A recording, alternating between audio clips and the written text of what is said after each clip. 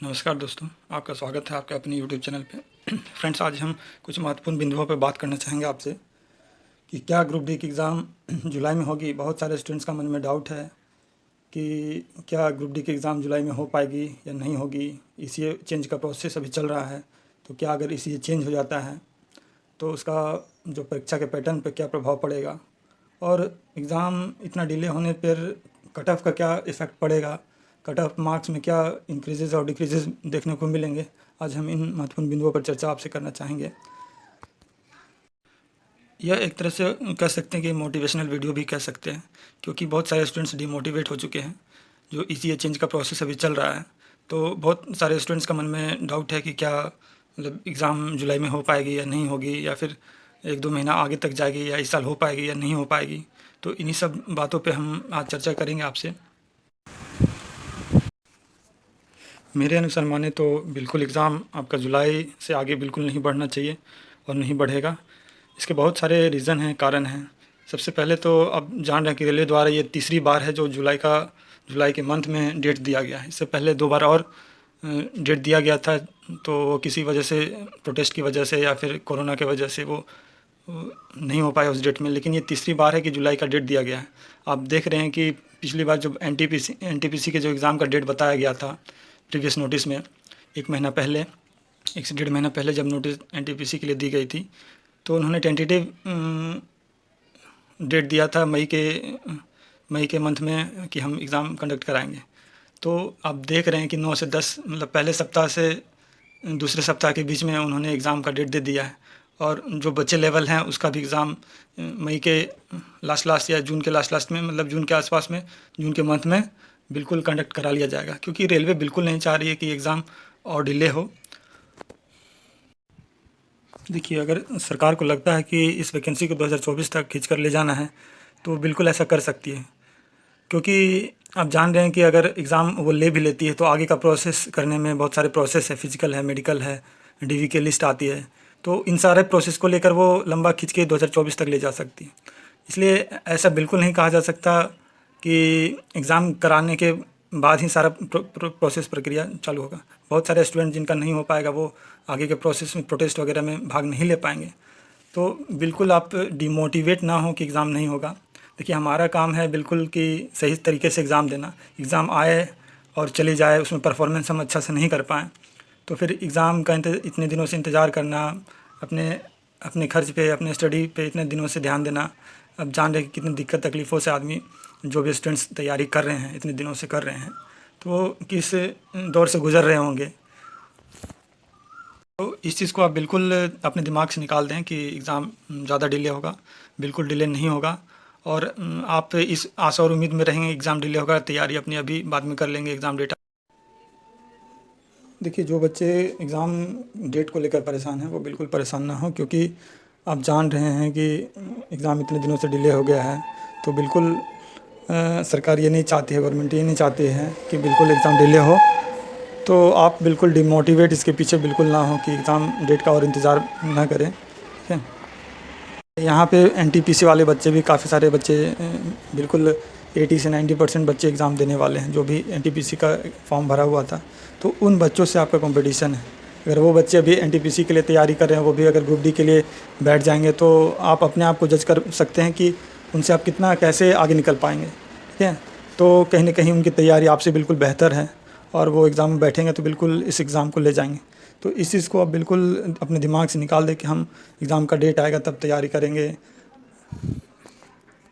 और बहुत सारे स्टूडेंट्स के मन में डाउट है कि इसी चेंज होने पे परीक्षा के पैटर्न पे क्या प्रभाव पड़ेगा। तो ये परीक्षा का पैटर्न, कोई भी एजेंसी आ जाए, आप जान रहे हैं कि अगर अचानक किसी तरह का पैटर्न, सिलेबस तो दे के रखा है, आप जान रहे हैं कि रेलवे नोटिफिकेशन में सिलेबस दे के रखा है कि कितने नंबर की मैथ आएगी, रीजनिंग आएगी और साइंस आएगी। तो बस आपको लेवल वाइज ही पढ़ना है, ज़्यादा डीप में जाने की ज़रूरत नहीं है, क्योंकि आप ज़्यादा डीप में अगर पढ़ोगे, ठीक है, कवर हमको सारे चीज़ करना है, लेकिन ज़्यादा डीप में जाने की ज़रूरत नहीं है।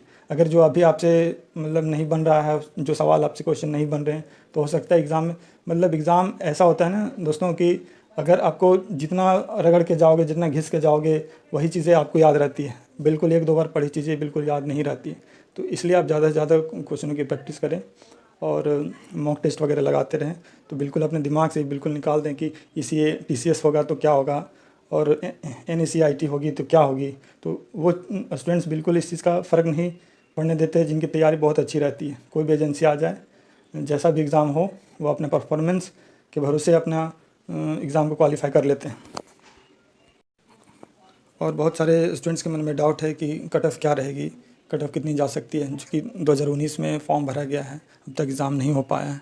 तो बहुत सारे यूट्यूब में बताया जा रहा है, बहुत सारे जो चैनल हैं उस पर बताया जा रहा है कि आप 60-65 कर लें, बिल्कुल कट ऑफ़ 2019 में फॉर्म भरा गया है, 2022 में एग्ज़ाम होने वाला है, तो बिल्कुल अटेंडेंस कम होगी, कट ऑफ़ थोड़ी सी डाउन रहेगी।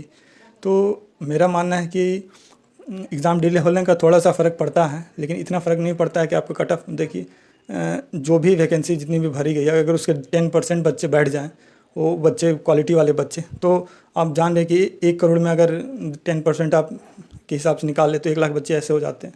तो 10% बच्चे ही अगर एग्ज़ाम में बैठ जाएंगे तो वो तो ईज़िली क्वालिफ़ाई कर देंगे।